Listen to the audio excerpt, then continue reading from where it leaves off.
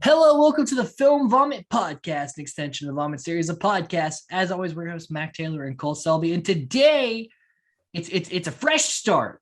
It's a new day for Film Vomit Podcast because we've left the Texas Chainsaw Massacre franchise, and we have planted our flag in probably one of the greatest films of all time, in my own opinion, in Jurassic Park.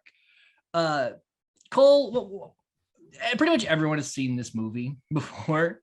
Yeah. So let's just talk about your memories, your Jurassic Park experience before this rewatch.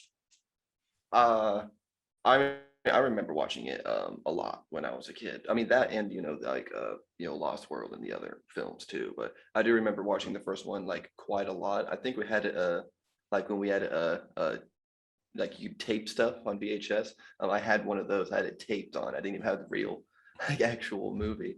But I watched it a lot. I do remember when I was little having a lot of confusion with the dialogue, heavy dialogue portions when I was a kid. I don't find that now anymore. I'm not like confused since I've watched so many movies. It's still like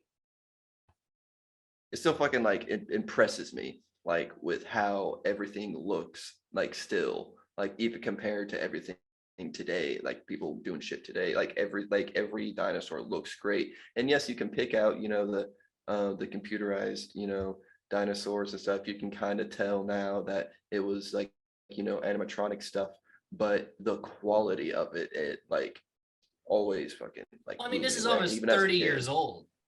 Yeah. And like like the initial when we first get the action with the T-Rex. I mean, that scene still fucking like gets me fucking like going. Like that's like one of the coolest fucking scenes in the movie. One of them. There's a lot of them.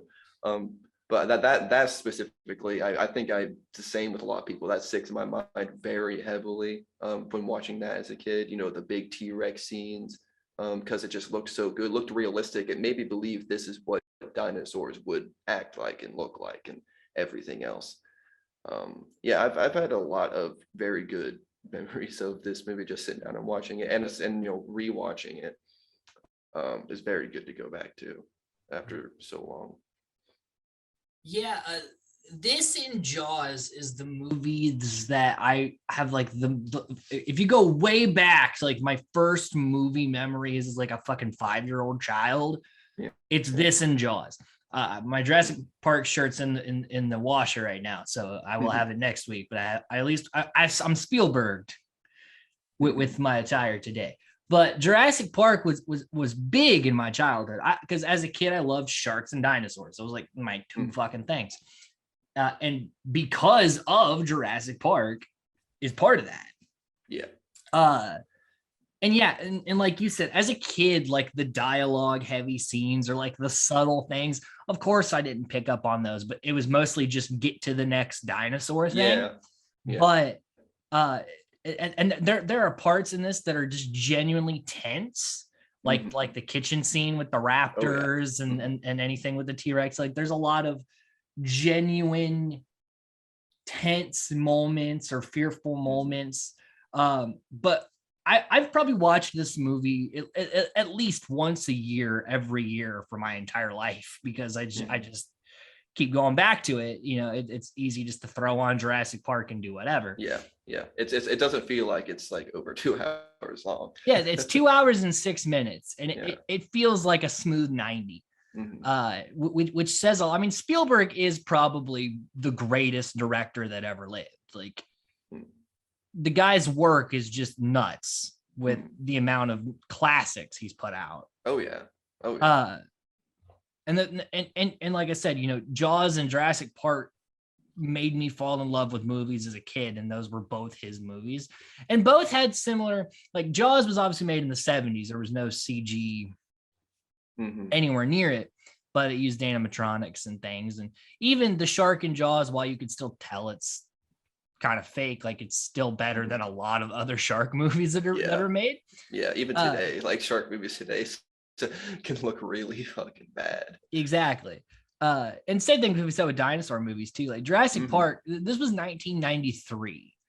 And they did use CG, and this was like cutting edge shit. Like CG had never really been used for something for a movie this big before, and to mix it with animatronics and things. This was like unheard of. This was like testing some, and you're testing it out on like a multi-million-dollar movie. Yeah. It's a huge risk that a studio would never take today. No one in Hollywood is willing to take that kind of risk today. But it made this movie. The animatronics by Stan Winston are absolutely fucking phenomenal. Oh, yeah. Like, just like the T-Rex animatronic with when the flashlight hits its eye and the pupil dilates. Yeah. Like, that's a fucking robot. That's amazing. Yeah. Yeah. And it's something that sadly gets lost these days.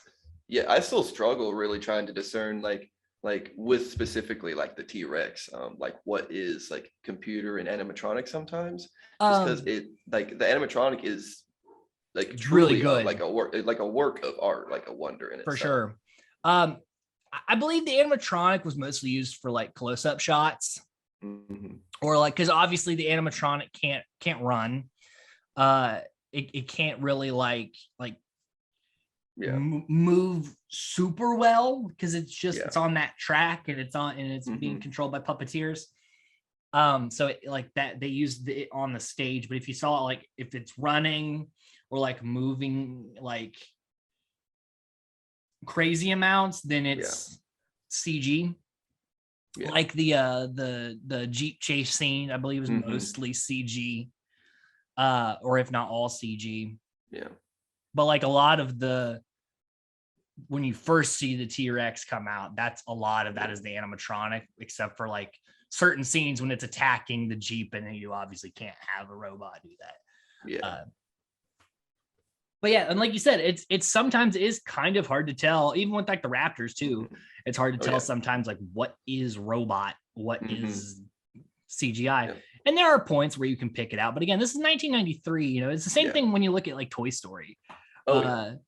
It was like the Toy Story was the first like Pixar like CGI'd movie.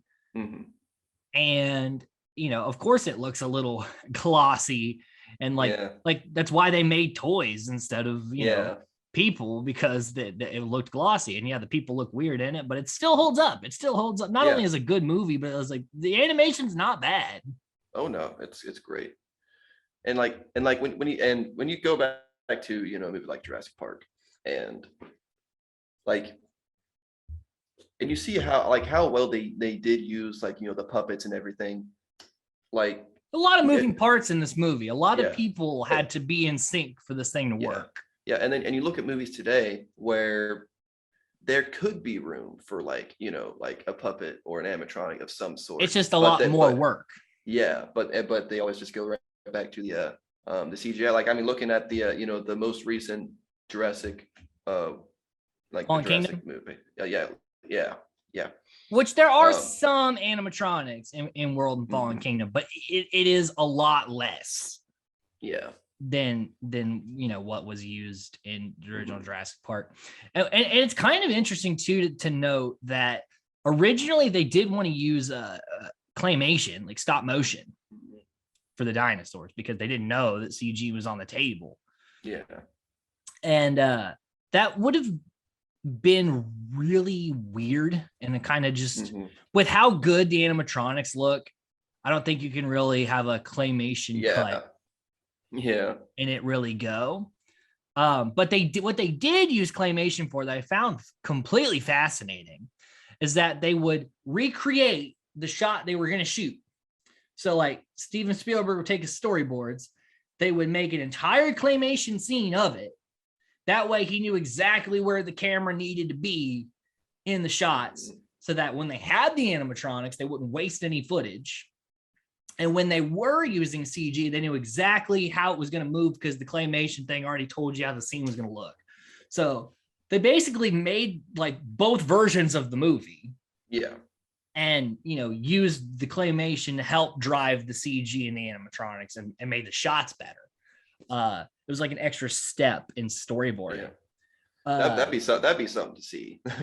On my Blu-ray, cool. They do have those reels, so I have seen those claymation footages, and it's really neat to see how they put it together. So like, you know, this was a labor of love movie in a way too, because Spielberg was coming off fucking Schindler's List, which is a way different movie than this. That's a bomb, like a heavy bomb.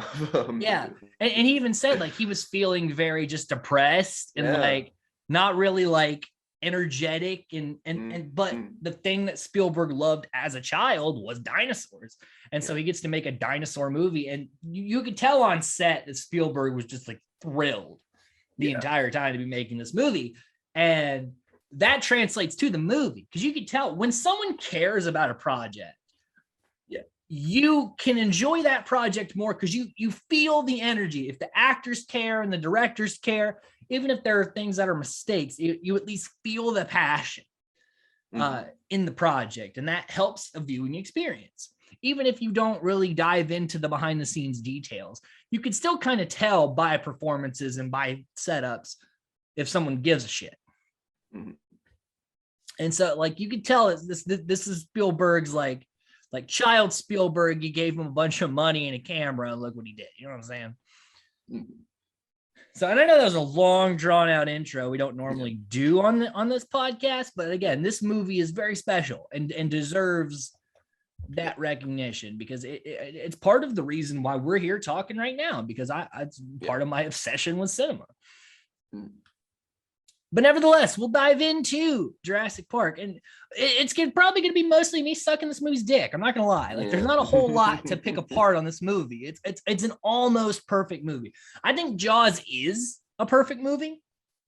So if we ever cover Jaws on this podcast, it will just be me sucking the movie's dick the whole time. Like, there will be no nitpicks. Yeah. But with Jurassic Park, there are a couple of things that you could kind of say you could do other things with.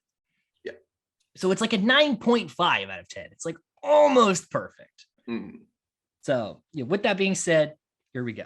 So we start out, and most of this movie's scenes live rent-free in my brain. But the opening of this movie is one of probably the most iconic openings in the movie.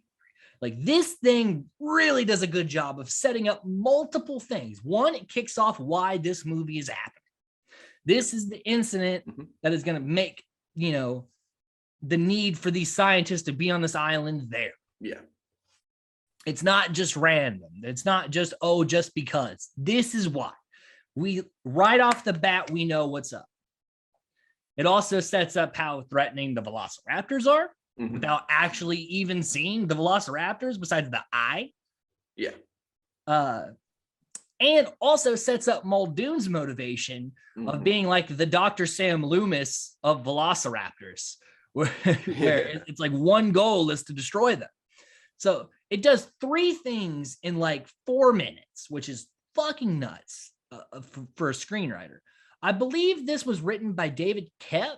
There was multiple people that helped with the screenplay. Even Michael Crichton, the writer of the book, which this movie is based on, did some, was involved with the story a little bit. But I believe David Koepp has the chunk of the credit. But whoever wrote this opening scene, fucking understands story structure. So let's talk about that scene. Shoot time. There's so many quotes from this movie too. Like, there's so many. So like, they're transferring velociraptors like into this new pen. And for some reason, they have this, like, they put the cage against it and lift the gate. So a guy has to like physically pull it up. They couldn't just automate it and send it there. That they put a person in between a velociraptor and a door, which is a horrible idea. And it's one of the only things in this movie that you're like, why was that there? Yeah. But it is proven throughout this movie that most of these people, while they're good at making theme parks, but no one knows how to handle fucking dinosaurs. Yeah. I mean, who would know how to handle a dinosaur? Literally, we have nothing to go on. Except for, what bones have told us. Yeah. and like what like fragmentations of millions of years of rot can tell us, which is almost nothing. You know, most of paleontology is speculation. So nevertheless, Joffrey, which is the name of the guy who, the very unlucky gentleman who gets to raise the gate. The Velociraptor hits it as it's pulling away, knocking Joffrey into the middle, and just, we don't see what happens on the other side of this gate, but Grant gives us a pretty good idea of what's happening later. And like Muldoon's like holding on to him, like trying to pull him free. And he's like, shoot her. Yeah. And it's doing those close-ups of like Muldoon's eyes and the raptor's eyes. And his mouth, which I didn't want. you get real up on Bob Peck's mouth. And he's all sweaty. Every scene Muldoon is in this movie, he is fucking sweating. Like, it's great. But and then we hear the gunshots and the cry of, because a lot of people have the misconception that this raptor is the big one that's talked about later, but this raptor fucking dies because you hear the gunshots and the kind of like exhale of it dying. Which also another thing that this movie does that they literally had to make up was how the dinosaurs sound. There's no basis. We don't know what dinosaurs sounded like. It's literally impossible to know. The closest things we can really get to and making an idea is like, you know, looking at reptiles or birds and see their see how sounds, they and then you get like maybe an idea. So if you had like a 9-foot tall bird that also has like lizard qualities, what would it sound like? You know what I mean? You don't know. This is one of those things that no one will ever actually know unless we do actually do a Jurassic Park. And it's funny because after Jurassic Park, pretty much every dinosaur movie uses Jurassic Park's noises as a point of reference. Like all velociraptors sound like the ones in this movie pretty much, which is crazy because they just made up the noises. They mostly use dolphin noises for the velociraptors. They used the dolphin noises for like the high pitch, like the attack sounds, and they used like walrus noises for like the lower vocal tones. Really, that just shows how well the fucking sound design is in this movie. That everyone's just like agrees, like, yep, that's it. That's what they sound like because of this movie. And it's crazy too because like normally in a movie, your sound designers are going to work on like some like door slams, things like that, or like your score people are just gonna work on music. Everyone in this was doing like multiple jobs. Like the sound designers had to be like, hey, what do fucking dinosaurs sound like? Well, let's listen to every fucking animal we have recordings of and see what happens. It's crazy. I bet that was fucking mind-racking for them. Because you gotta like make a sound, match it up to this like robot, and go like, does that sound like it might sound? And then and then you put it out in the world, not knowing if it's even gonna be accepted. That's what it sounds like. You have no basis for comparisons at all. Like that, I'd be stressed. I'd be very stressed. And that was like someone's like main job. Like someone was in charge of like dinosaur noises, which is And then another funny thing is that on set, because they didn't have those noises on set, and also since the dinosaurs were like CG and things, a lot of it was Spielberg growling into a megaphone. So he'd be like, "All right, you see up there, the Velociraptor comes in, and then he goes, and he does that, and like you have to not laugh and act terrified while Spielberg is just growling into a megaphone." I think it's easier for like actors today to get used to that because of the heavy use of green screens and CGI. Like now we know what we're probably gonna see. But like then they didn't know what this was gonna look like. Like not until they really saw like the first animatronics did they even know what they were looking at. Like the first time they saw an animatronic was the Triceratops, the Sick Triceratops. So you can imagine walking up on that and be like, oh shit, like actually looks really good. So this is what we're looking at, like this thing. Yeah. Then that's another scene that I just love, like just looking at. Mm-hmm. Like getting super close and intimate with it. It's really cool. Nevertheless, Joffrey's fucking dead, and the family is sued, and lawyers are pissed. Investors are scared because one, they don't know what, you know, they really don't know the grand scheme of what Hammond's been working on, you know, other than it's probably going to make money. And now someone is dead. But you know, if you're making a park full of fucking dinosaurs, the probability of death is very high. Yeah. And if like investors, I don't even know why investors would have backed in the first place. I mean, that's like for me personally, I would be very sketched about the bringing back of dinosaurs. I know that there was some headlines a while back, like Elon Musk like trying to fund the recreation of dinosaurs, and someone's like, there is literally 5 movies to tell you why this is a horrible idea. This whole, like, in that whole experiment thing that's been going for like there's scientists saying that they can, it's technically possible. I have no idea how fucking good of an idea that is. Because I think a few years after Jurassic Park, they found like fossils with traces of red blood cells, which would mean we have dinosaur cells to go on. Yes, well, there's a lot of we have like a much broader category of, you know, stuff, you know, into today now. I mean, dinosaur research has come a long way in almost 30 years.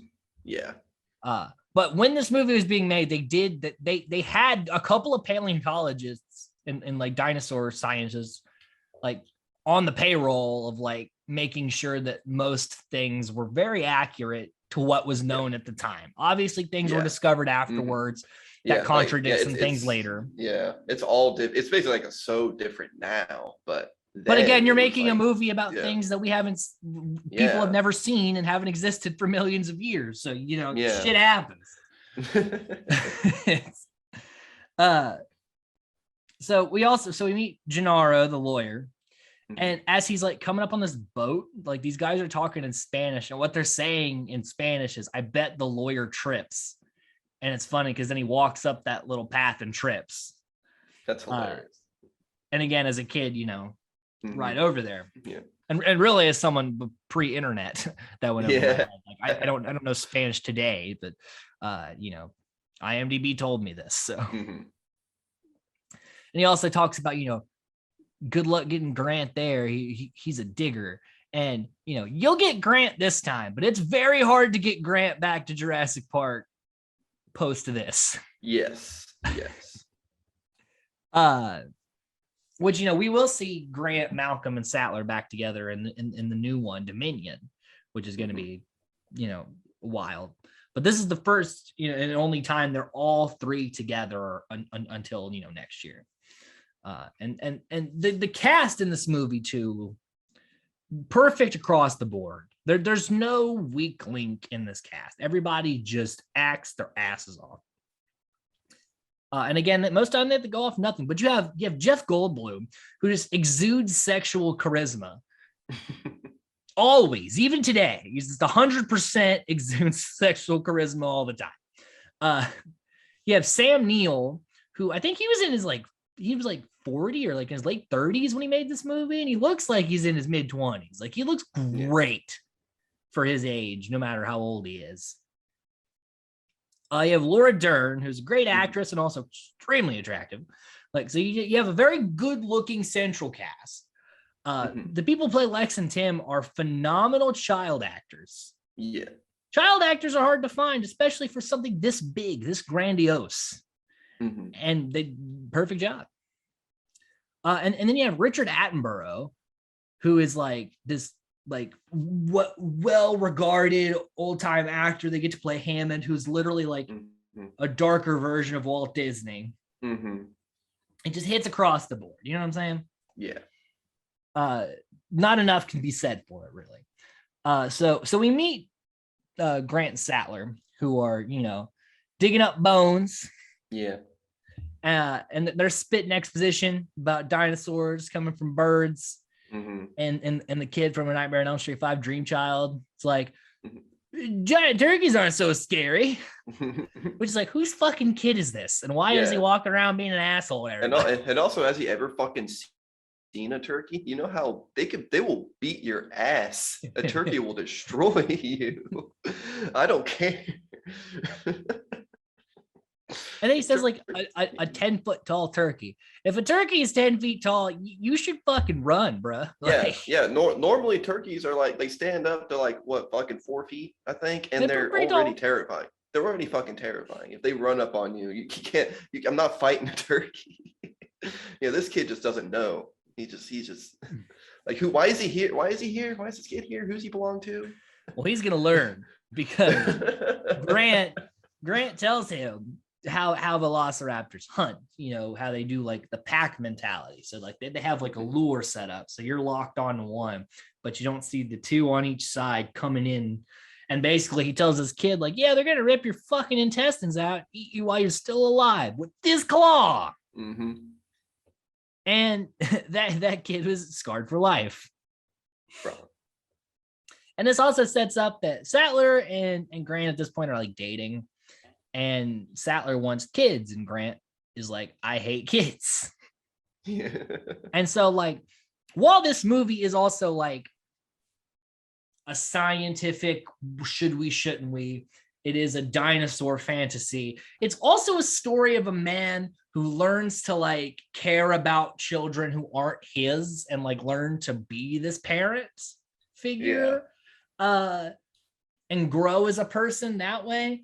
So there's a lot of moving pieces storytelling wise. Every character has an arc of some sort.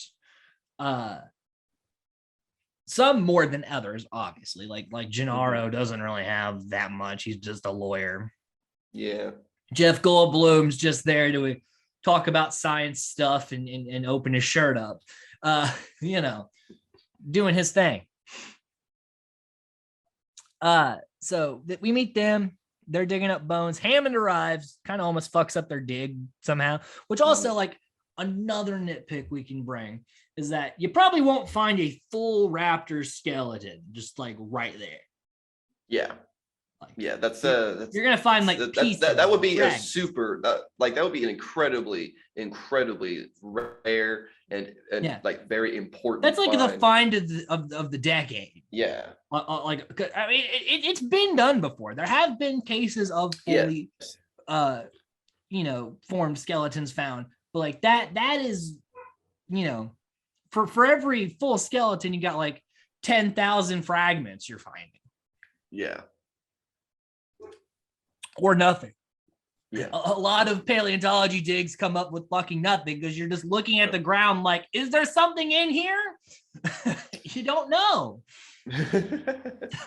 That's most of dinosaur science is, well, I don't fucking know. I guess this thing. Yeah. It's that. It's the science of like, I don't know, maybe let's try this. Yeah. So we meet Hammond, who definitely feels like a businessman. But a good one. Like he knows how to make you feel really comfortable about him not doing some, like he's not a bad guy. But he's definitely in his own like ego and he has this idea that he's gonna chase until he gets it because that's been his whole life. But like he's finally bitten off more than he can chew and he won't accept it. Yeah. That's gonna be his story here. And so we meet him at his peak, at his highest form, where he's popping champagne bottles and talking about spare no expense. He says that so many times. Yeah, he spares expense. I'm sorry, he does. I don't care what he says. If he didn't spare any expense, we wouldn't have a movie. But I like this line because this line will come up later. Like each time he uses this, it starts to become a little bit different meaning. So the fact that you can take a phrase and make it mean certain things each time, again, the writing and performance by Attenborough, top notch. I think this is the role that Attenborough will ever be remembered for. even though he's even like an Academy Award winning director and things like that, people are always like, it's fucking John Hammond. Like, that's just what we know. Yeah. I mean, he plays him just fucking perfectly. No one else could have done this well, for sure. So yeah, he's just like, you know, I'm gonna fund your entire dig for years. All you have to do is come to my park and sign off on. So he's basically bribing them. Yeah. Like, hey, you know, let's scratch my back, I'll scratch yours. Come on now, come on guys, sign off on my dinosaurs. You like dinosaurs, right? Like, I kind of get the sense that that these aren't the first experts he's come to, and he's been rejected before. I kind of get that a little bit from him, just because of how pressing he is about, you know, how much he wants to give them. The lawyers were very persistent that it had to be like top, not like I think they by name requested Grant. So like Grant and Sattler are like the top, because Sattler's a paleobotanist. She's all about plant life and shit. Yeah. She's like the head of her field. And Grant, when it comes to paleontology, is like the head of his field. So, you know, they're like not just any experts. You can't just bring in like Joe Schmo off the street. It's got to be Sattler and Grant. Yeah. And he's like, well, I'll just pay them some money and I'll get them here. And then, oh my God, do we have Dodson? We have Dodson here. We have Dodson. Oh, sorry. No one cares. My bad. One of my favorite lines in this movie. Dodson, a character who literally, biosyn is kind of a main part of the book, and it's not really much here. Like it sets up the, you know, why shit goes wrong in Jurassic Park, but we don't get biosyn again really until like Fallen Kingdom. Yeah, and this was like one of the plot loops that I was that just kind of went over my head when I was a kid too. Was like that whole like exchange. Yeah. So basically, biosyn is InGen's rival company, who was also trying to clone dinosaurs. InGen beat him to the punch, and now they want to steal that knowledge. So they're paying Nedry, who's like the top computer guy, at Jurassic Park, to basically steal dinosaur embryos, and bring them back in this Barbasol can. And they even made a video game about that Barbasol can, which we'll talk about later. But yeah, that's because Nedry's fed up, like, oh, I don't get paid enough, even though all he fucking does is run the security systems. It's not like he made the dinosaurs. But there's also a long line of people that work for Hammond that get sick of Hammond's shit and try to go off and be villains. I mean, we'll meet one later who becomes a pretty major player later in the game. But we get a lot set up here. So Nedry's kind of the kind of villain of this movie in a way. Yeah, it's like there really is no clear cut villain. Yeah, like even this, the dinosaurs like are just animals. Yeah, like even this, like you said, this like sets up why everything goes to shit. I would have liked to have a little bit more of a little bit more in-depth stuff about, you know, the other company somehow, to hear about them in this movie a bit more.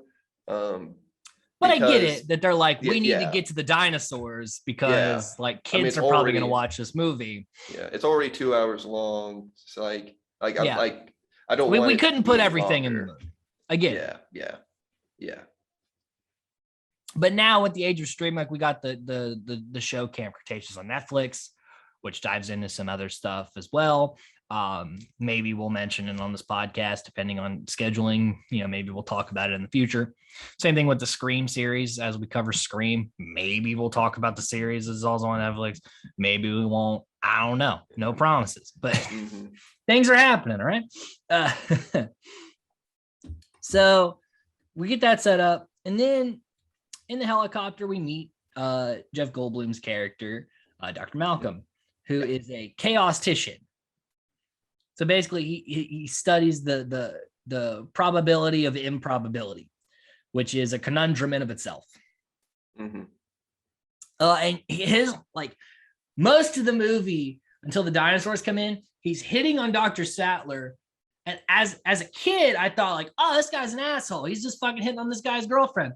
But what I got later is that he doesn't know that Sattler and Grant are together. And later they even have a conversation where he's like, oh, you're dating her. And he's like, yeah. Because Grant doesn't want to just like throw, I guess maybe it's like an wraps thing that no one's going to know about. I mean, I guess they are kind of colleagues too, you know? Yeah, like maybe they're not trying to have anyone know. So like he's like underplaying it, but you know, Malcolm didn't pick up on it till later. And they do have this exchange where he's like, oh, my bad, man. I didn't know. So, you know, he's not a douchebag like that. So again, you know, things that you don't really care to watch when you're a kid. Yeah, but it's a good part of that story. So we get this, like, again, one of the shots I think about when I think of Jurassic Park is the helicopter flying over the water and landing in that waterfall helicopter pad, just beautiful with the John Williams score, the perfect John Williams score, just going. Because that's another thing about this movie. It has a just fantastic score. John Williams is a fucking, he is like, he's a genius. Yeah, he's one of the best you know, composers, movie composers out there. Yeah, just phenomenal stuff here. And John Williams and Spielberg have got a pretty big history of working together. I mean, the Jaws theme is a John Williams. Yeah, like just a few notables. A few notables. Star Wars, Jaws, Jurassic Park, Jaws, fucking Indiana Jones. Yeah, just like, you know, low key films, Superman movies. You know, like just. I mean, John Williams is probably one of the only composers that people know by like the mass public knows by name. Like the composer of a film is typically not noted by like non-music people. Yeah. Other than like John Carpenter with Halloween, do we really know who did the score as a general audience? Yeah, like I mean, there's credits, but yeah, that's kind of the thing that you know, just doesn't get put in, you know, a limelight per se. But and it sucks. I know it does suck too that they don't get the recognition they deserve. I mean, I'm sure they get paid big boom. Well, particularly John Williams. I'm sure if you put John Williams doing a score, you're gonna pay a fucking ton of money. That's why Spielberg always does it, because he can pay it. Same thing with John Carpenter. You want John Carpenter, you're gonna pay money.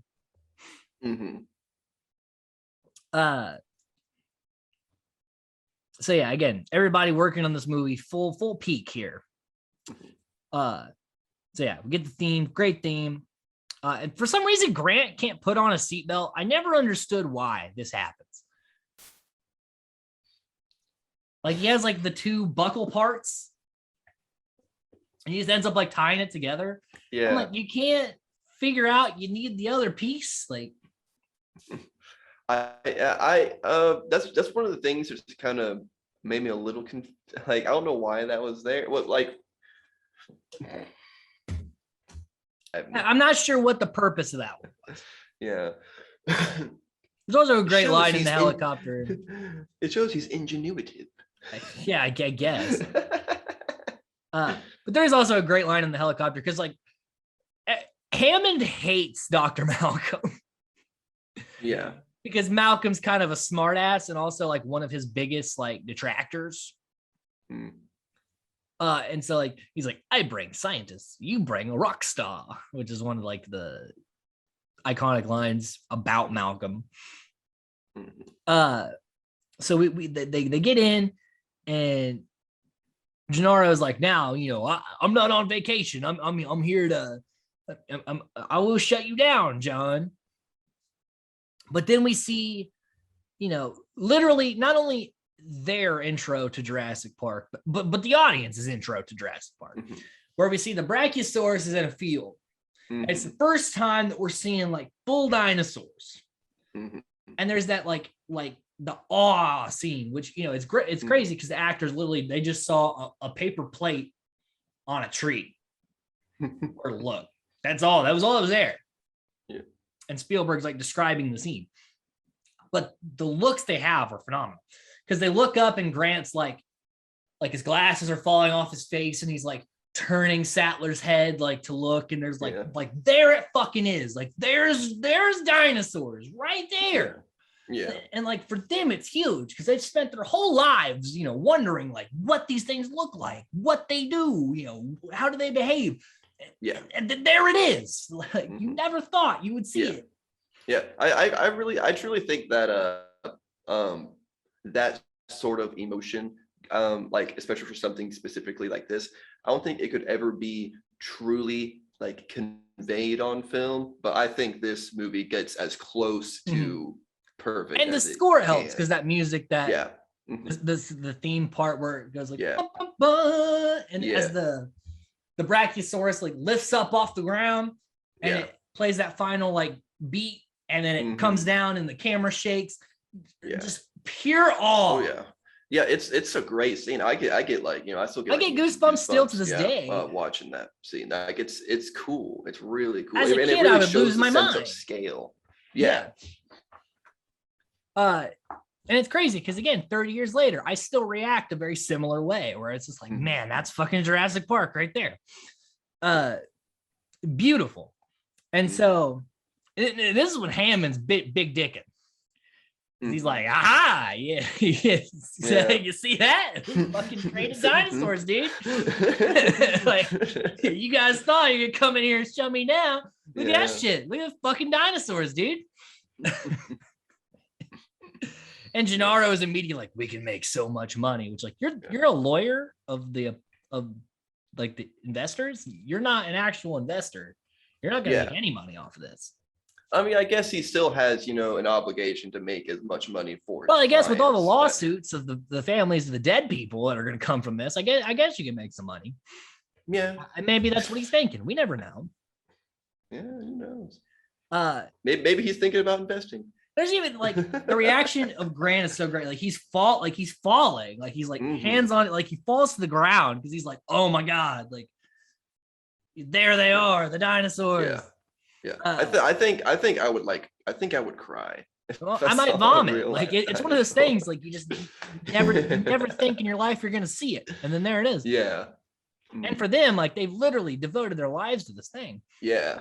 Like to them, it's like I mean I can't even imagine the thing, what they might feel like.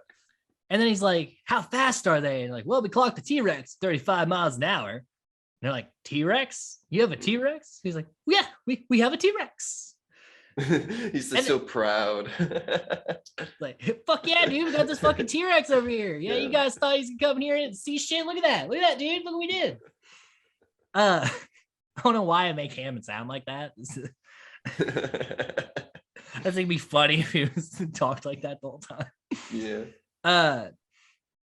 And then he says like the iconic line of the welcome to Jurassic Park. Yeah. And he's saying it to them, but like the way it's framed, he's really saying it to us. Yeah. Like, hey audience, here's the fucking dinosaurs you've been waiting for. Fuck yeah. Balloons, streamers, we did it. Like, things are gonna get really real here in a minute, so just enjoy this. This is nice. Yeah. And we also set up we see the visitor center, which will be a major place later. Because again, this movie's great at setting up things that will pay off later. You put a thing here and it comes in later. Yeah.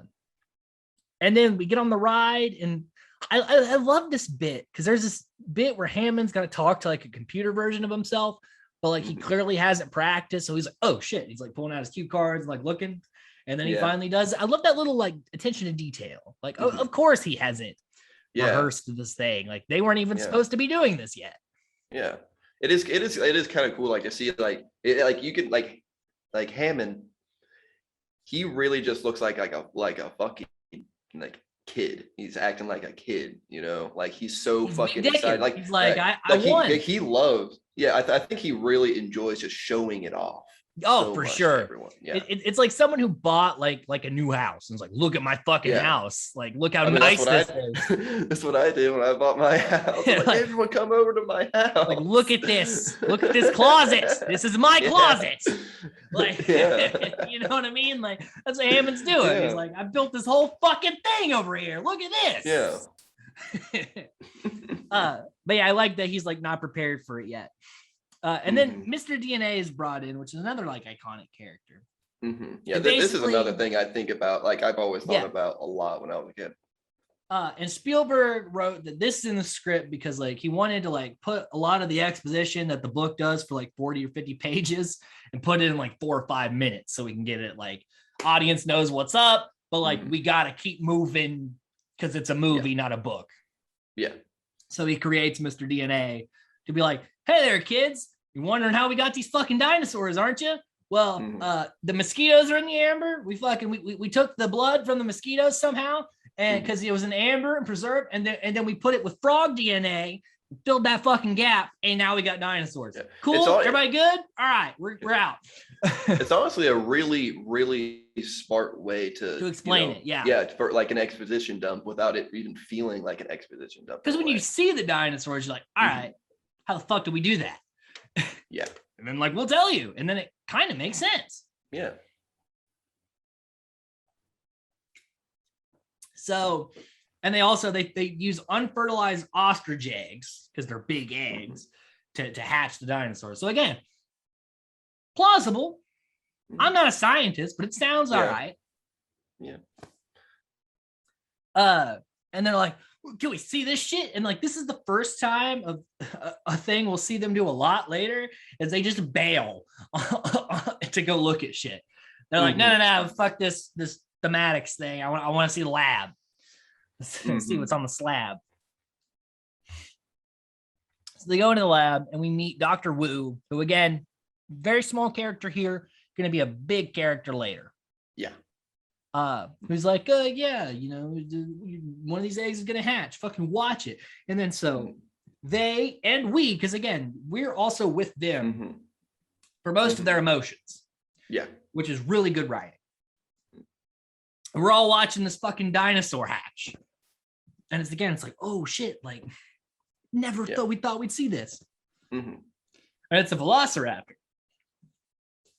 And so at first it's like, ooh, the dinosaur. And then Grant's just like, what is this? And they're like, and I feel like when he says what is, I don't think he actually is just confused. I think he's just like, no, he knows what's up. Yeah. What the fuck did you do? Like, tell me I'm wrong, please.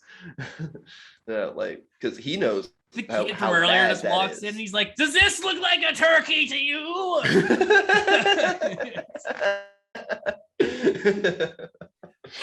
Yeah, like Grant's whole demeanor changes because he's like, fuck, there's velociraptors here? Because like, the Brachiosaurus is fun.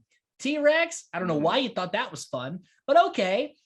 But you know, pack hunting, probably extremely intelligent hunters. Why are we breeding these? Yeah, and I love that. I love how it really parallels like with his knowledge from from the beginning and with the kid. Because we heard him say how fucking dangerous velociraptors are. Yeah. Now here's the little baby fucking velociraptor. Yeah.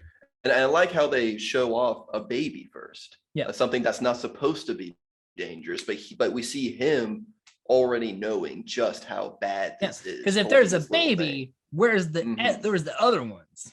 Yeah. Yeah. And then also they ask like, how do you keep them from breeding? And they're like, well, we make them all female. Yeah. And this is when Malcolm kind of has his big lines of like, you can try to keep control of nature, but that's the thing. We don't have control of nature. Yeah. Life will find a way, which is one of his big lines. Finds a way. Yeah, life finds a way. Because again, you can't control nature. Nature evolves on its own all the time. Nothing can stop it from doing that. Yeah, yeah. Like, and I love how that's brought up and like in such a cool, like how it's explained in such a cool way later. Yeah. About that. So we set that up, and then we see the Raptor Paddock, which we've noticed is a lot smaller than the other paddocks. Because in the beginning, we saw them moving into the small paddock. And then Muldoon shows up to exposition dump a little bit because again, we're like, what the fuck? And he's like, they should all be destroyed. Because again, he's like the Loomis. And the Velociraptor's like Michael Myers. And he's just like, you don't know what's been unleashed upon this town. Because like Muldoon's whole thing is just like, raptors suck. We gotta kill the raptors. Oh, the fences are the raptors down? No, okay, they're fine. All right, that's fine. And the T-Rex is okay. We're just worried about the fucking raptors. So he's basically there to say like, oh yeah, we had him in a bigger paddock. This big one ate a bunch of the other ones, kept two alive, and they started attacking like all these, trying to find weaknesses. He's like, they remember, which is like a big line there for him.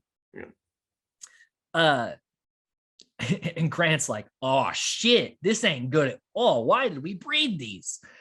And then they like lower a cow like into the fence, and then you just hear the screeching noises, and it pulls up, and the whole thing is just like fucked up. Like, are we paying for a new carrier crane every time? This is expensive. Yeah, I'm sorry, but if I'm gonna have a cow, specifically for food for something else, and it's just drop it in there. I'm just gonna fucking drop the cow. I'm sorry. It's gonna die in like 10 seconds anyway. Like if the Velociraptors are smart enough, they'll get out of the way. Okay. like they're waiting in the bushes anyway. Yeah, like just drop it in. Like, I bet that's money. I bet that's a lot of money for that crane. Yeah, they're shredding it every time. Yeah. So yeah, we get that great one. And Gennaro and Hammond are talking money. He's like, people will pay $10,000 and we'll have a coupon day for poor people. It'd be great. And everyone else is like, well, Sattler's like, well, you got poisonous plants out here that look nice, yes, but like, you don't even know what you're playing with. And Malcolm's like, listen, you were so concerned on could you make dinosaurs, and you weren't concerned with like, should we make dinosaurs? Because that's a big plot point of this whole franchise, and is actually a very interesting talking point of like, because a lot of the times science, it's like you can do things, but should you? Like these things that Earth wiped out, like Goldblum said, they had their chance. They were chosen by forces out of our control. Yeah. To be extinct. And we have brought them now. Now they're with us. How do you think that's gonna go over? Like it's not a good idea to introduce, a whole new species.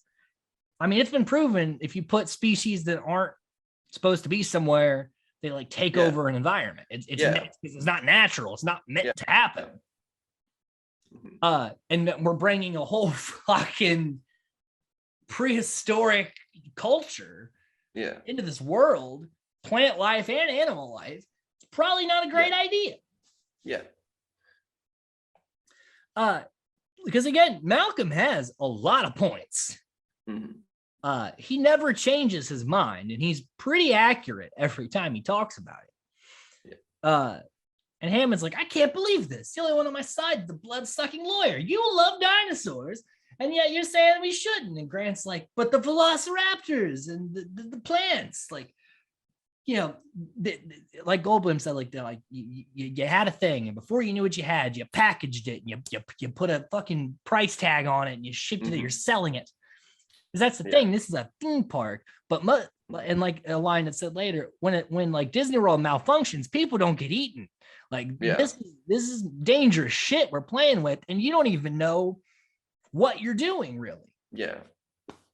Because no one does. We've never encountered dinosaurs before. There's no textbook on it. It's not like when you open up a zoo and you get like gorillas and lions and things that could really murder you. But like there's studies of their behavior and what they can and can't eat. We got textbook after textbook on how to open a zoo. Nobody knows how to handle a T-Rex.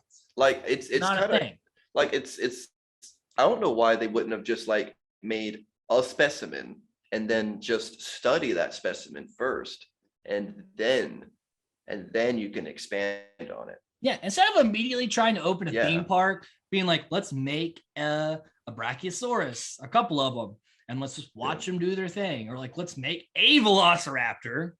Yeah. And just watch it, feed it a little bit. You start with the smaller carnivores, not just make a gigantic apex predator. Or if it's gonna be a fucking zoo where people show up, just make fucking herbivores. Now later they did there is introduced the second island of Isla Sorna, which was meant they put the dinosaurs there like as infants to be brought up and then shipped to Park. And then when Park went global, because you could see on the whiteboard behind them, there's going to be like an African one and like an Australian one. So like they're going to be shipping these dinosaurs all over the world, which could have been a whole other disaster. Yeah. Because what happened, which they also mentioned, which is something I just must have glossed over every other time I watch this movie, the lysine thing, where if they get loose, they can deny them of this thing that will keep them alive. Like I think still, that's such a fucking smart idea that they should have done. Like it's essentially a kill switch for the dinosaur. Like that's a great idea. Yeah, it's a fantastic plan. That would have been so good to do. Yeah. So like they did think about some things, but still there could have been a lot of potential. I mean, we'll see later films of disasters. Dinosaurs and people don't mix. It's not a thing. Yeah. We don't live together already for a reason. Mm-hmm. So I love that this conversation is happening about a potential consequence. Yes. Even though Sattler and Grant, because most movies would just have the scientists go with science until it's over. Yeah. But even the biggest dinosaur lovers of Sattler and Grant know there's a lot of shit that could go sideways here. Mm-hmm. And we don't want to be involved with that. So, we have actual smart, realistic characters in this movie. Yeah.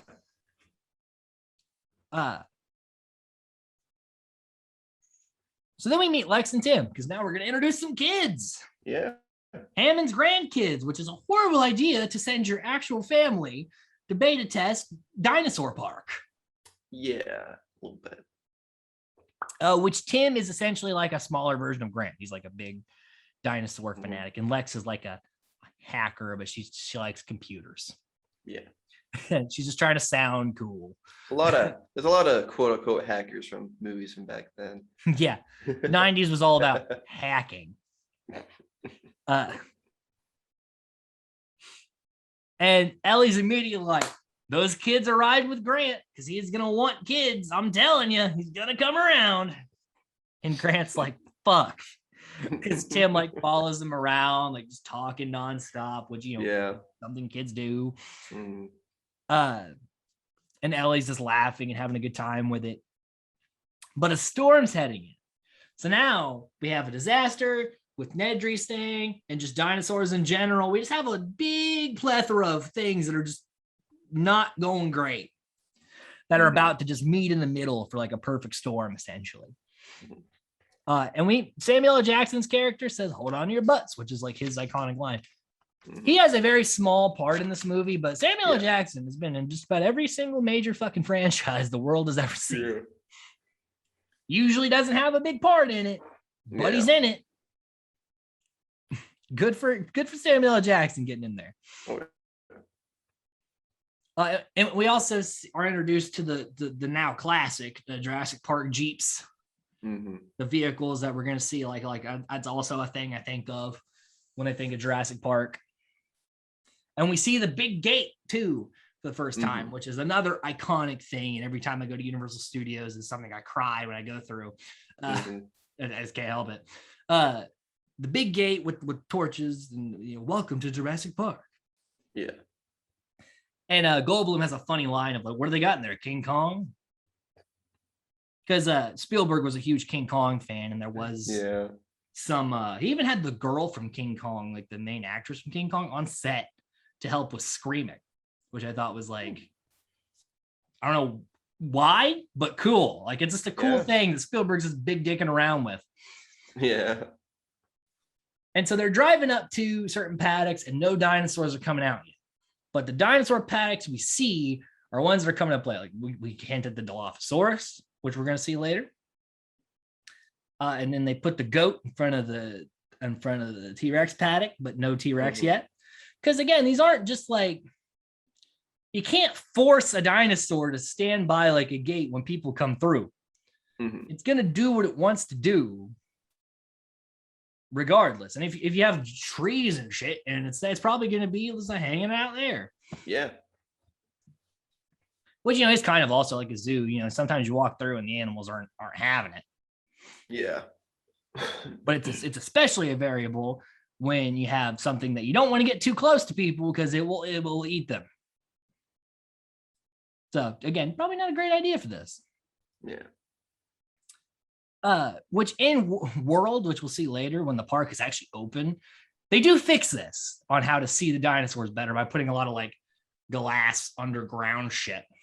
There were ways around it with technology in the future, but not in 1993.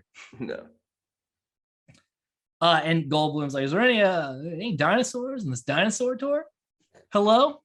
And then Hammond's like, I hate that man. Such a good interaction. And Nedry's kind of setting up his heist. He's about to hit that 18-minute window where he shuts down the systems, gets the embryos, and gets his money. Although he knew the storm was coming, like he should have tried to get this done before the storm hit. Yeah. It's probably a shitty idea for him to wait till it's storming balls. Yeah. But nevertheless, though,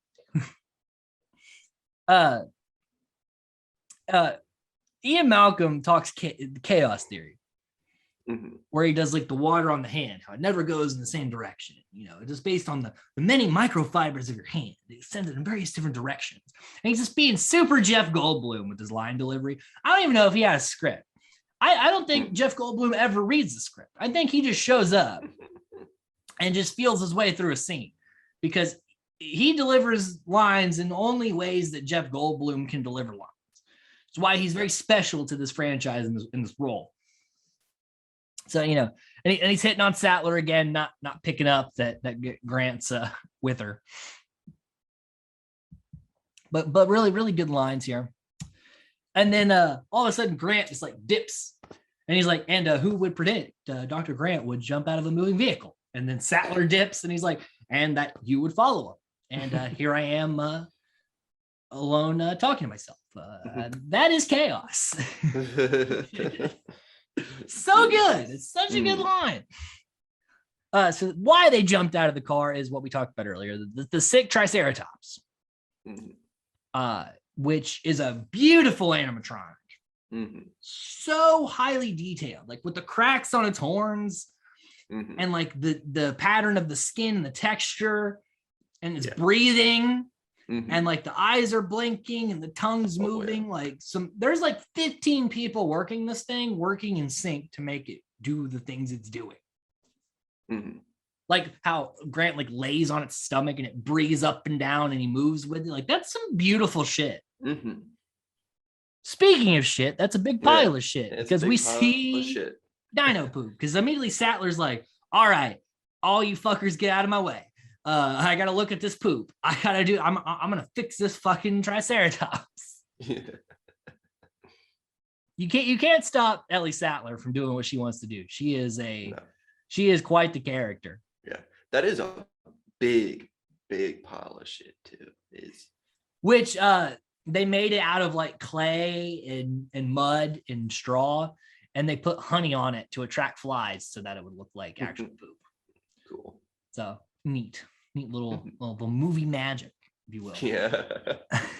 How to make a big pile of shit. Movie magic.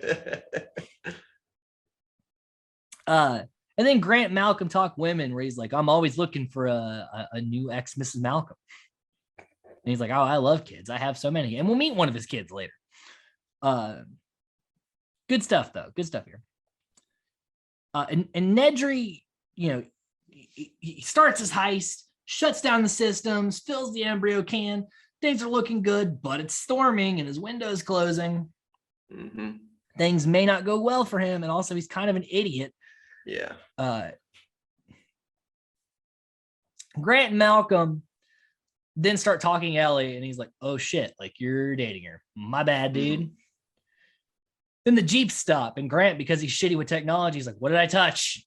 Because earlier he touched the computer and it turned off. So it was kind of like a nice little subtle detail. And Malcolm's like, that's not you. It just stopped. And Nedry gets stuck in the Dilophosaurus paddock, which why would you drive through the Dilophosaur paddock? Why would you not pick a place where either you could drive through an herbivore paddock or just avoid the paddocks in general and get to the boat? Like everyone else got on the ferry. There was probably a main road. I know he's like sneaking around or whatever, but like it's raining balls. They can't see who's in the goddamn Jeep. Just get up there and get in the ferry. Yeah. Like you set yourself up for death is what you did. He really did. Which I mean, death finds a way. Yeah. That should have been the tagline for Final Destination. Death finds a way. That Final Destination 6. Pay me. Pay me. I got it. Money now. Just for the tagline. Like $40 on Venmo would be just fine. $40. That's it. Every dollar counts. That's a whole like fucking 10% profit margin, man. Listen, you put that on a poster, that poster will sell. Like people will want that poster. And have like a little like amber crystal with like a skull in the middle. Yeah. Final Destination. I'm telling you guys. Also, maybe make your movie not suck either. That's also a pretty big thing. But use that and Venmo me $40. Venmo $40. That's it. It's just a flat rate of $40. I'm very cheap. Okay, so all of like the phones and the fences are down, and it's like the worst time because they are right by the Tyrannosaurus paddock. You do not want the fence to go down with the largest creature in Jurassic Park. Yeah, that eats meat. I think it said like so many pounds a day of meat. Like it's a ridiculous amount. Like you don't want to be near that. Yeah. So we see the night vision goggles. And then we see the water ripple, which is an iconic thing for Jurassic Park. Yeah. Which was again discovered by accident. Spielberg was driving to the set, listening to Earth, Wind, and Fire on like full blast, and his rear view window was shaking. And he's like, hey guys, we need to shake this window. And also maybe like some water, like the glass of water, like make it ripple. And like, we don't know how to make it ripple. And so a dude hooked his guitar up to an amp, turned it all the way up, hit a note, water ripple. So that water ripple that you're seeing is actually from someone on set playing the guitar to make it move, which is fucking awesome. And again, just some real movie magic shit. Indeed. So then we see like, where'd the goat go? And now we get our first full look of Rexy the T-Rex, because this one has a name because Rexy shows up quite a bit in the franchise. Yeah. This exact same T-Rex will show up a few times. She's very big, and just like any scene she's in is very intimidating. Yes. And memorable. Like the most iconic parts of Jurassic Park pretty much have the T-Rex in it. Yeah. And Gennaro immediately is like, fuck these kids, I'm out of here. Yeah. But like he didn't run away. He just ran into the bathroom. Like you think he would just keep running forward? Because it's not chasing you yet. Yeah. So just haul ass and hope it doesn't see you. If you're gonna ditch these kids. Like if you're gonna ditch them, ditch them and don't die. And they have that line of, well, when you gotta go, you gotta go. And then immediately Lex is like, let me turn on a flashlight. I'm like, what? Why? Like, what in your mind said this was a good idea? And Grant's like, turn the light off, turn the light off. And then it cuts to Tim going, turn the fucking light off.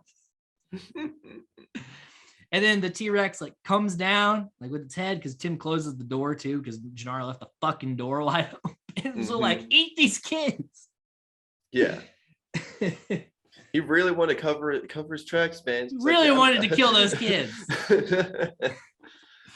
And so Rexy lowers her head, and like I said, it's that shot where like the flashlight gets shown in her eye, and her pupil dilates and then refocuses, and it's amazing because that's such an attention to detail, right? And then the roar happens, and Rexy's roar, and again, this is a T-Rex word that will be used in pretty much every T-Rex thing ever is based off this roar, which was it was a mixture of many animal noises, but the main proponent was a baby elephant. Makes this weird cry noise, which just like gets that pitch that it needs to really carry forward. And again, someone had to mix dinosaur noises together. Yeah. And, you know, deserves all the money in the world and should get royalties I know they probably don't get paid most of the time that noise is used in other movies that aren't Jurassic Park, but they deserve that shit because that was probably extremely difficult. Indeed.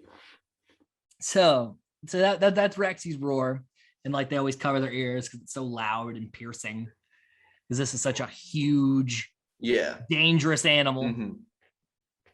And then she comes through the roof. So like the fucking roof pushes in, and the kids are underneath screaming and trying not to get murdered.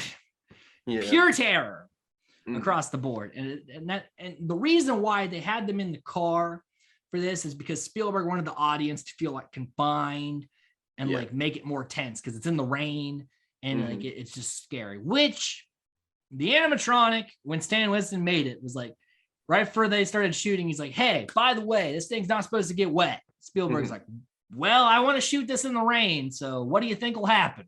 And he's like, I don't fucking know, dude. We'll see.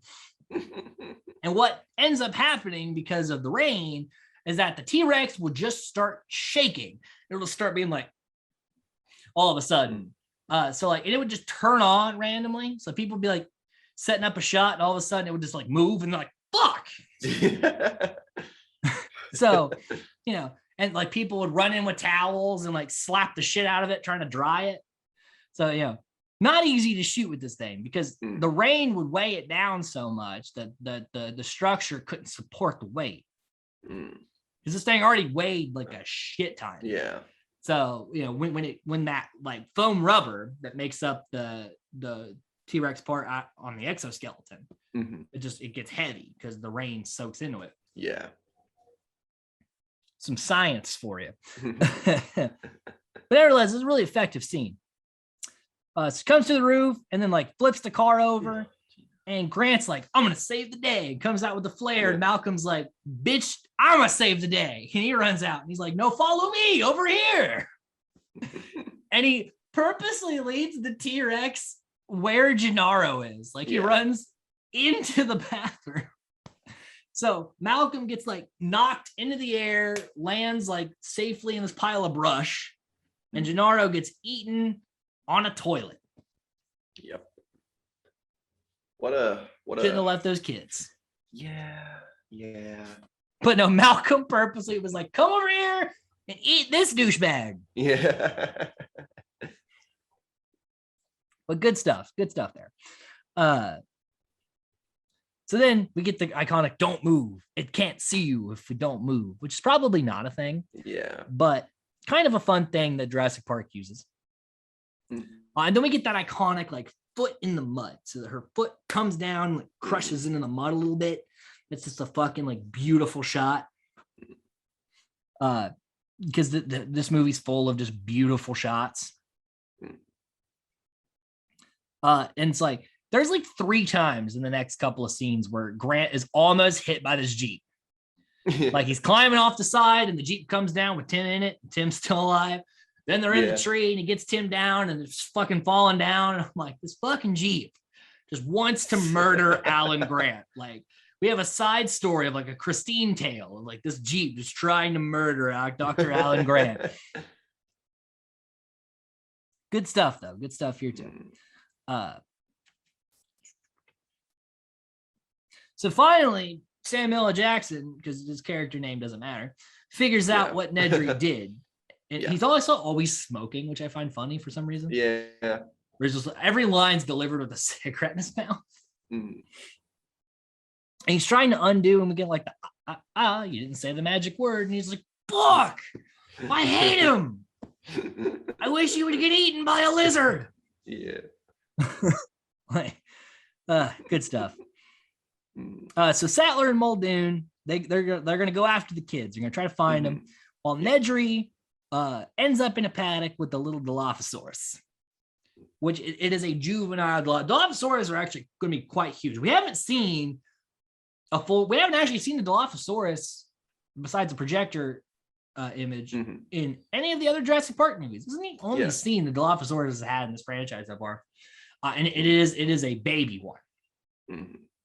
But this was one of the most effective ones. This used to scare the shit out of me as a kid. Like I used to sometimes fast forward to this part because I was afraid of this thing.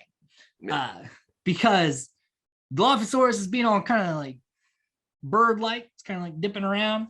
And he's like, "What are you, stupid?" And I'm like, "Don't insult the thing. Don't insult it, please." And then the frills come out. Yeah. And it spits venom. Which is not actually what Dilophosaurus do. Yeah. But this does something for the movie. But they use rattlesnake sounds for it's spitting the venom, like the part. The other sounds were like baby bird noises, so it sounds like super cute and then fucking really scary all of a sudden. And then spits venom on Nedry. He gets in the Jeep, but it also got in the Jeep. And then just proceeds to eat him, and he dropped the baseball can, and it gets like covered in mud. Yeah, Great death scene. Upon rewatching the film, though, the wires are pretty noticeable for that little thing. I've never noticed it before, like ever. I've never just like paid attention.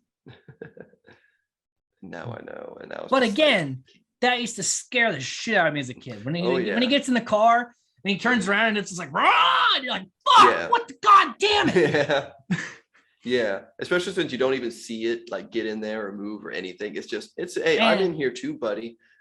So there was a video game made that takes place like the night of Jurassic Park or like the day after. So like Biosyn sends in like a team to get that Barbasol can. And then like find Nedry's body. Like they open up the door and the Dilophosaur like runs out, and you see like his intestines are all like over the place, and he's like dead and shit.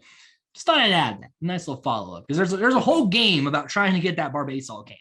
Yeah, which for the Xbox 360. Check it out if you want some extra Jurassic Park lore, because there's all sorts of the movies are just part of it.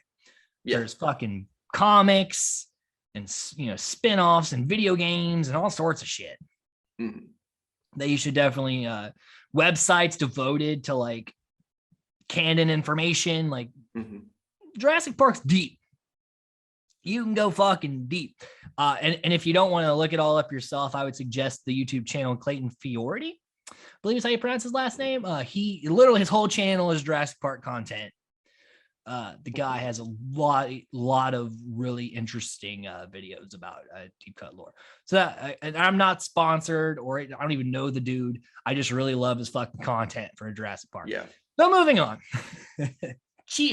Literally, we got nothing from that plug. I just like that guy.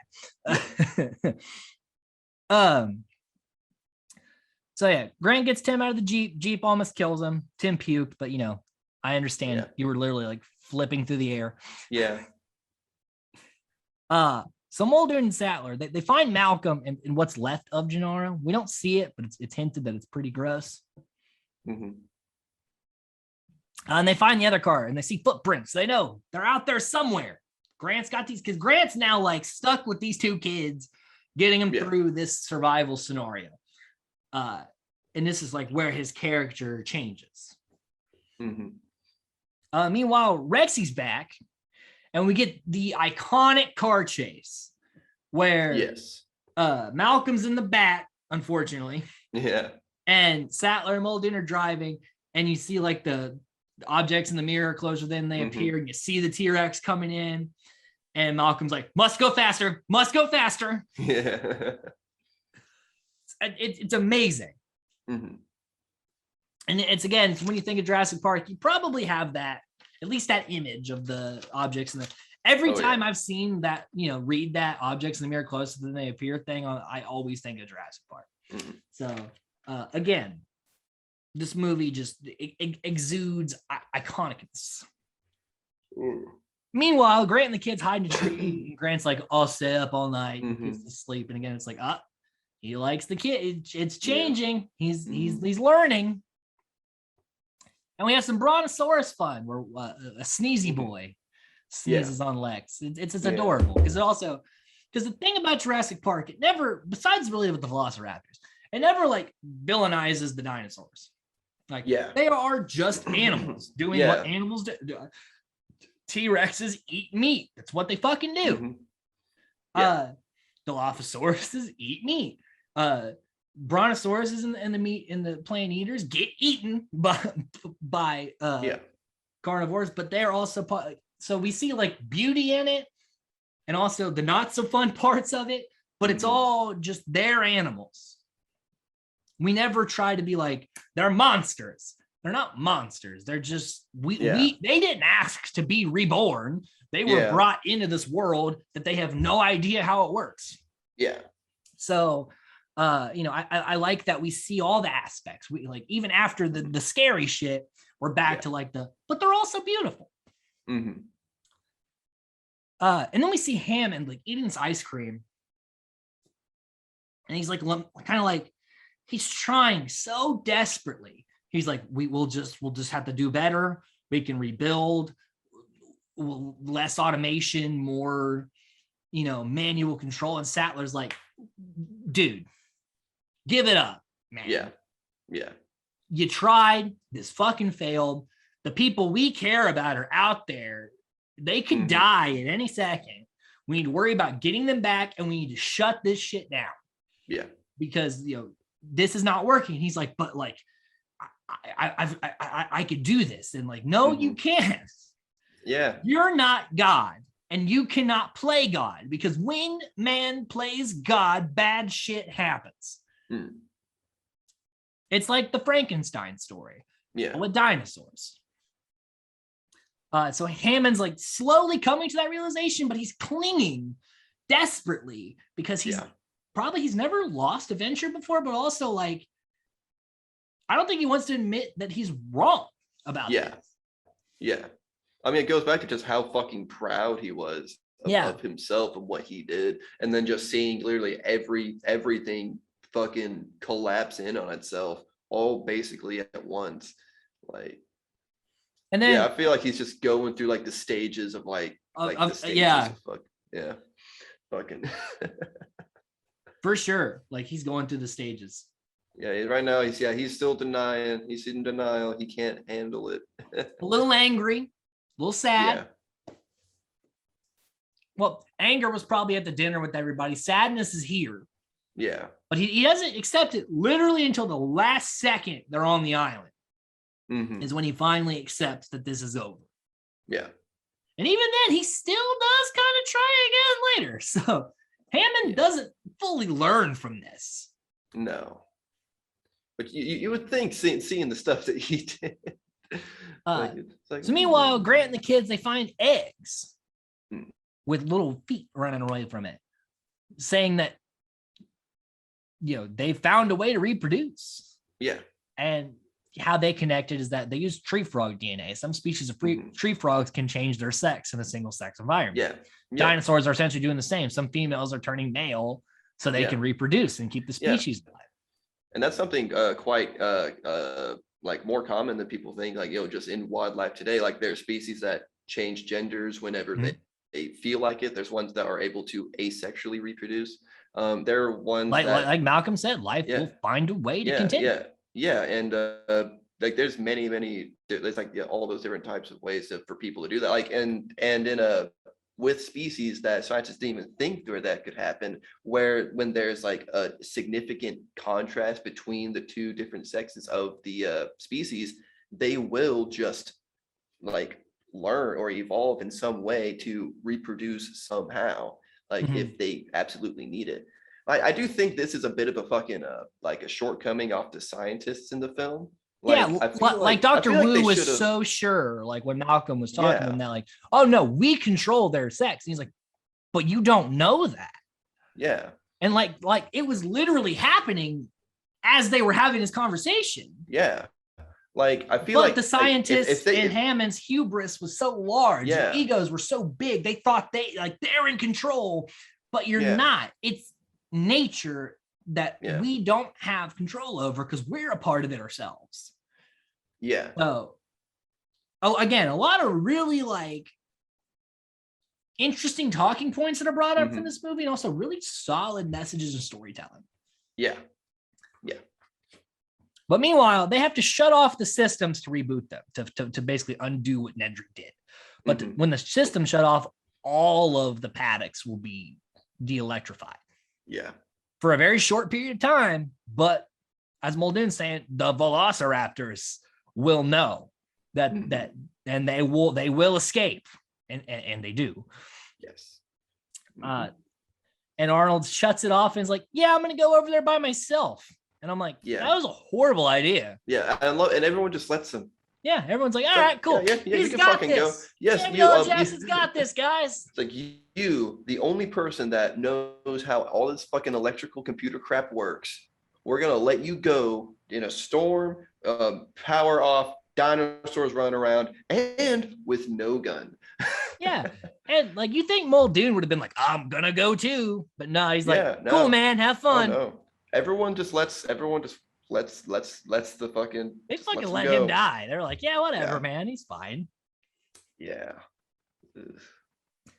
But and then here's where they talk about the Lysian kill switch too. Yeah. So then we see Gallimimus, which is again another species we don't really see after Jurassic Park. And they change direction, and he's like, "Oh my god, they changed directions like birds." And Tim's like, "Hey, they're coming this way. We should move." And then Rexy pops out, eats one. Yeah. Because again, you got to have Rexy in the scene because she steals it. So Ellie and Muldoon are like, "Hey, you know that guy we sent to the shed by himself without a weapon? He ain't come back in a little bit. We should probably go check that out." Yeah. So they both go, and it's funny because Hammond's like, "Maybe I should go instead of you because you know you're a." And she's like, "We'll talk about sexism later. I'm gonna go deal with this. You stay here." It's kind of like, again, Ellie Sattler's a badass. She's perfect package. Laura Dern is also the perfect package. To this day, she's still just 9 out of 10. I can't say it enough how attractive Laura Dern is. And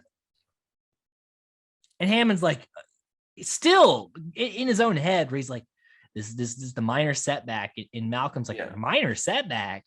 Like, people are dying, man. Like, this is over. Yeah.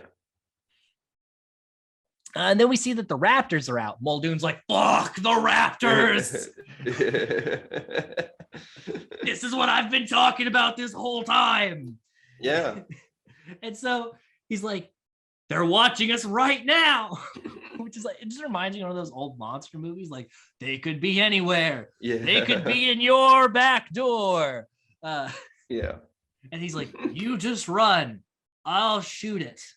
But the thing that Grant talks about happens here, where he's focused on the one, and he didn't see the one that literally comes from the side, and its head comes to the bushes, and like one of the most terrifying shots in the movie. And Muldoon just looks over and goes, "Clever girl," and then gets mauled the shit out of. Yeah. And we see some of it through the bushes, like, you know, we see a little bit of this attack. It's pretty gruesome. It's like biting his head and shit, and he's just screaming. Fitting end for Muldoon, that the one thing he was afraid of this whole time is what kills him. Yeah. But also, you should have just went with Arnold in the first place. But yeah, very very visceral. This is where we're really introduced to the rat. We haven't really seen raptors. until this point, like full on. Now we're really getting the picture. So Sattler, she's flipping all the switches. She gets everything turned back on. Almost kills Tim in the process. It wasn't her fault. Tim just didn't get off the fucking fence. Yeah. Like, jump. And he's like, jump. Well, let me count a little bit. It's like, just jump. Just go. Fucking dinosaurs, Tim. Dinosaurs. I would have climbed up and pulled that kid off that goddamn fence. But Alan resuscitates him. He's fine. So Ellie, she gets that. Then a raptor like pushes its head through, scares her. And then like I don't know how this happens, but Arnold's arm falls on her.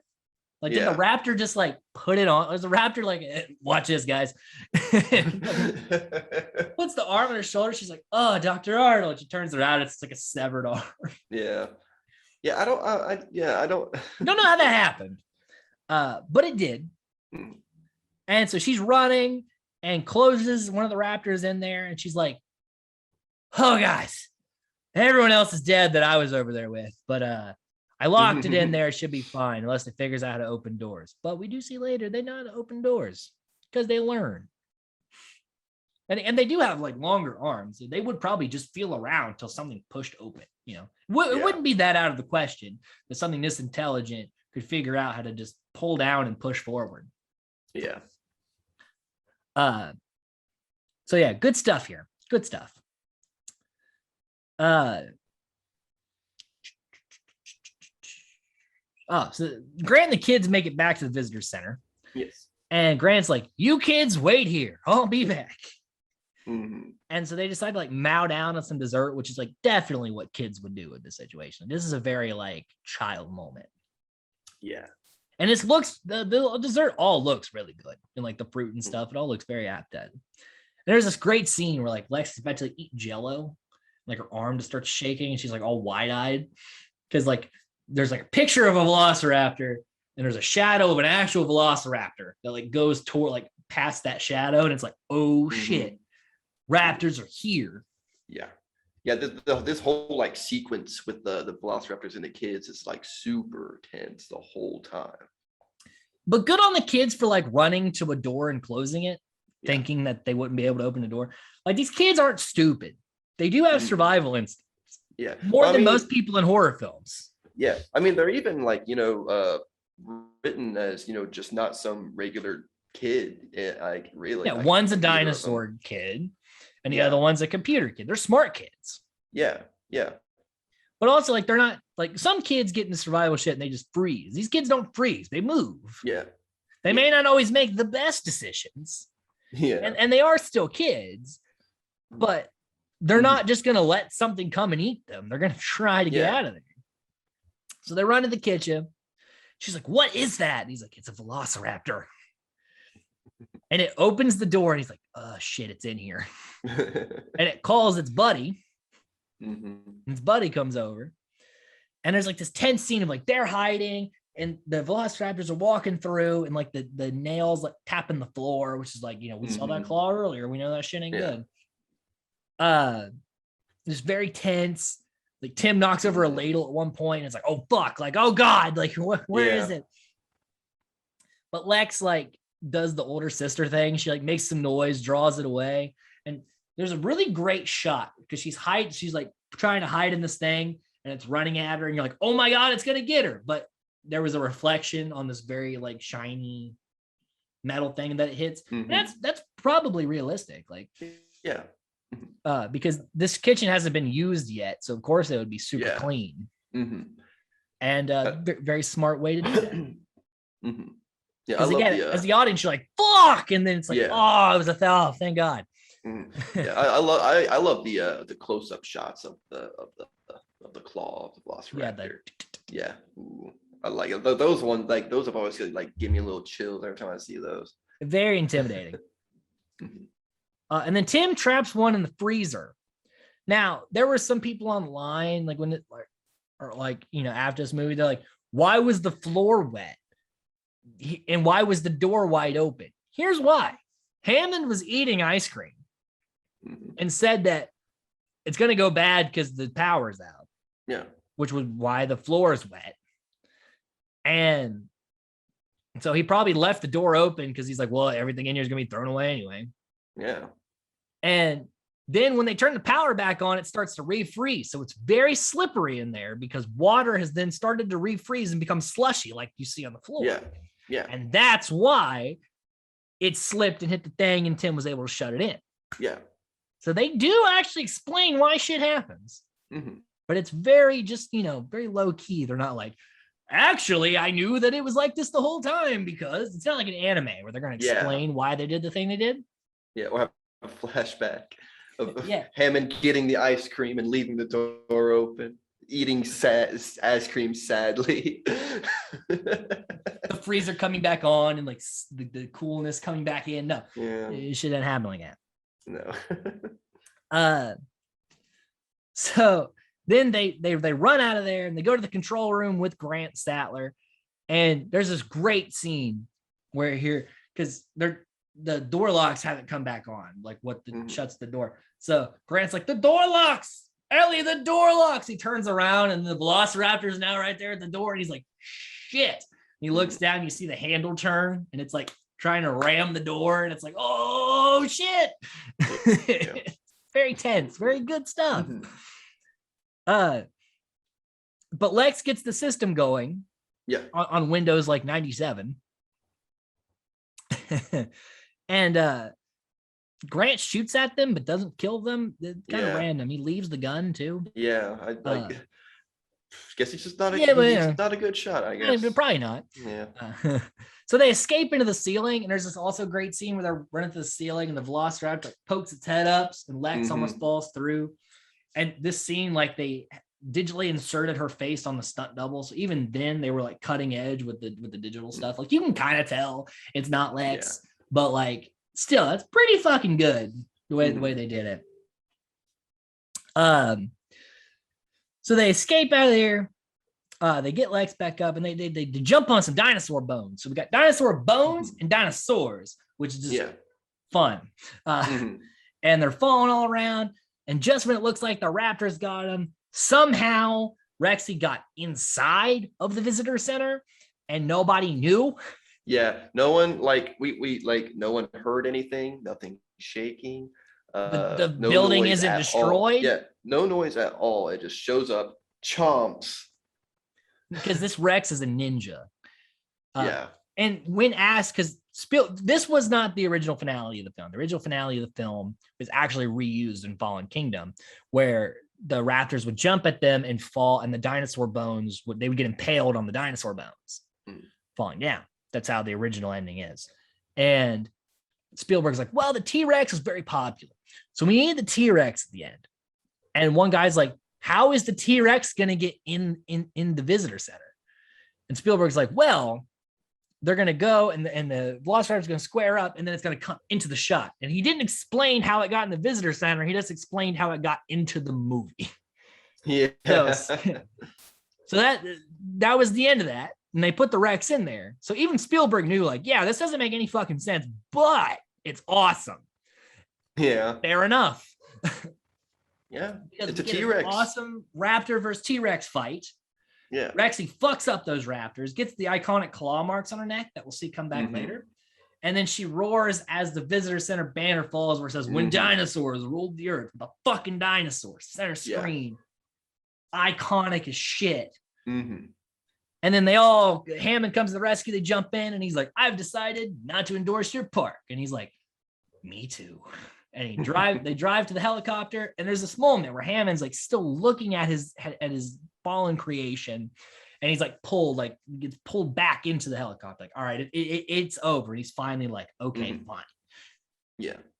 And then they helicopter back, and the kids are with Grant, and there's like this nice little safe breath we can take. Yeah. And that's Jurassic Park. I do like how I think with Hammond, like him having to be pulled into the helicopter, looking into the thing.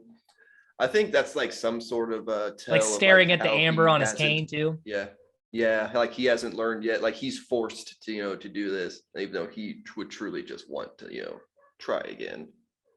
It's like, I want to do this again. Yeah. So we're going to get into some fun facts, which I've gone over quite a bit of them in this conversation because they naturally fit. But during filming, because they did film some stuff in Puerto Rico, and a hurricane hit during filming. So they kind of they were literally on a time crunch and storm in and out of the movie. Yeah.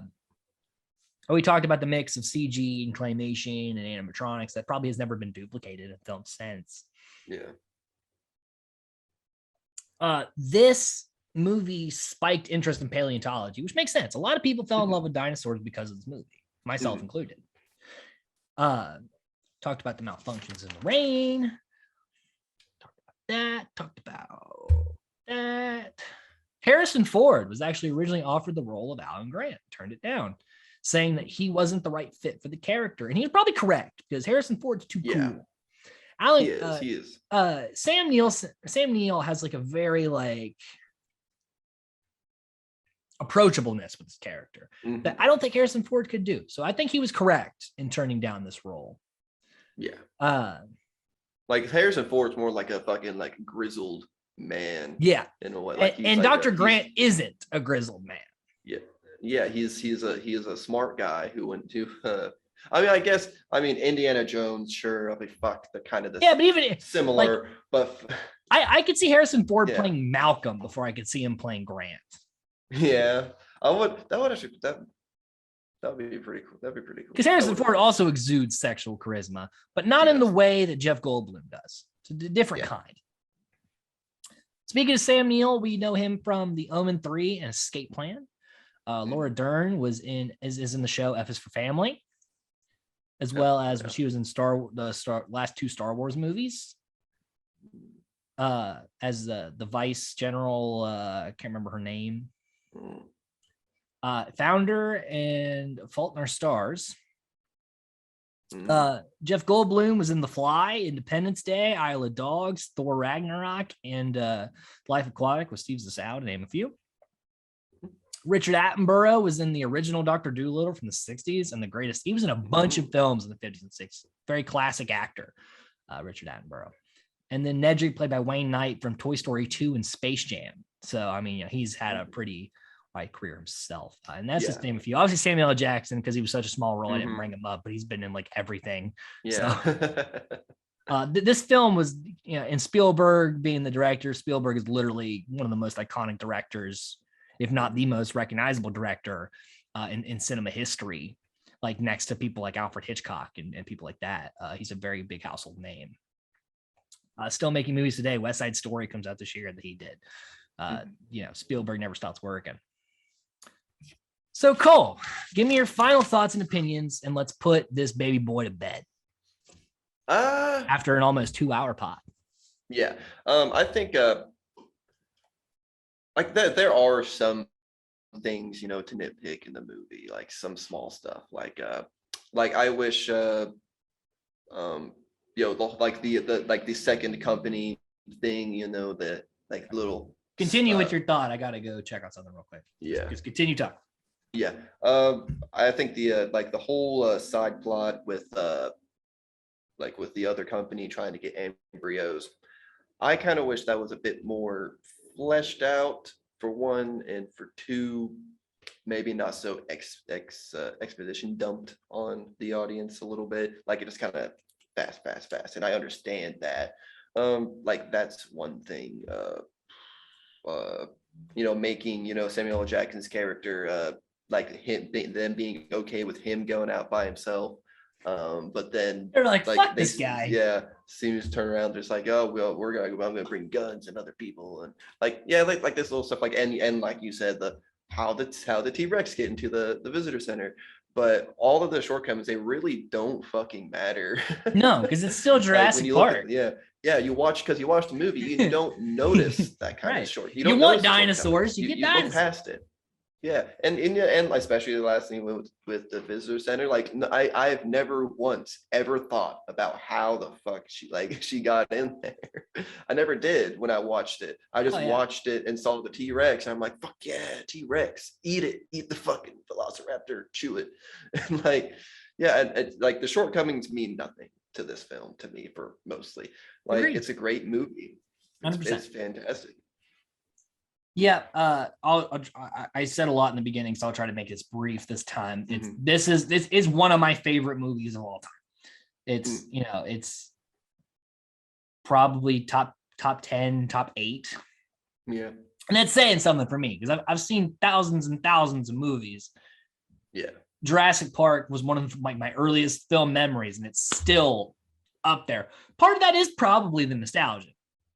Yeah, part of it, it's got to be me loving it my entire life. But even just as a person who studies film and writing and these things, it's still so goddamn good and such a huge landmark in movie history. Yeah. For the longest time, it was like the highest grossing movie till Titanic came out. And it's still, each of its installments still makes bank. Like Jurassic Park is money. So it's iconic. It's a very important film. Not only it's to a lot of people. For a lot of people, it's their favorite movie. Jaws will always be my favorite, but still Spielberg. Spielberg's a big part of me. And and this is a franchise, unlike any of the other franchises we've covered so far. I like every single movie in this franchise. Even Jurassic Park 3, which we'll get to, which is not a good movie, I still like to watch it. Yeah. So, I'm excited to go to down the line for all these. There's not one movie in this franchise I'm not happy to watch. Yeah. And that's rare that and ironically, the only other franchise that comes to mind where I like all the movies is Scream, which we're going to be doing right after this. Yeah. So, good times on Film Mode. Yeah.